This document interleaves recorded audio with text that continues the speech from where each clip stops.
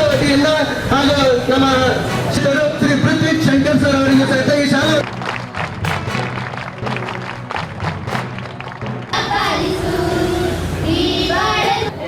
Professor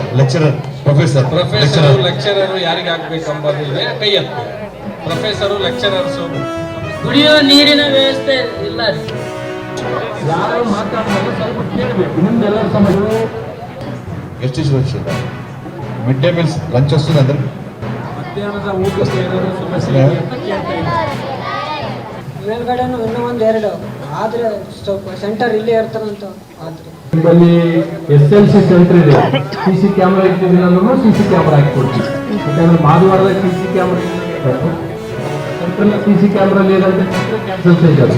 మళ్ళీ మేమే allocate చేసి CC ಕ್ಯಾಮ್ರಾ ಇಚ್ಚಾము. ಆ ಥರದ್ದು ಏನಾದರೂ ಇತ್ತು ಅಂದರೆ CC ಕ್ಯಾಮ್ರಾನು ಮಾಡಿಸ್ಕೊಡ್ತೀವಿ. ಮುಂದೆ ನಿಮ್ಮ ಎಕ್ಸಾಮ್ ಒಟ್ಟಿಗೆ ಅದರ ಒಂದು ವ್ಯವಸ್ಥೆ ಮಾಡಿಸ್ಕೊಡ್ತೀವಿ.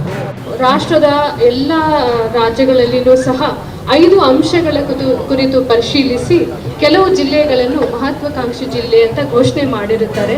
ಆ 5 ಅಂಶಗಳಂದ್ರೆ ನಮ್ಮ health and nutrition, education, agriculture, water resources, financial inclusion, skill development and basic infrastructure.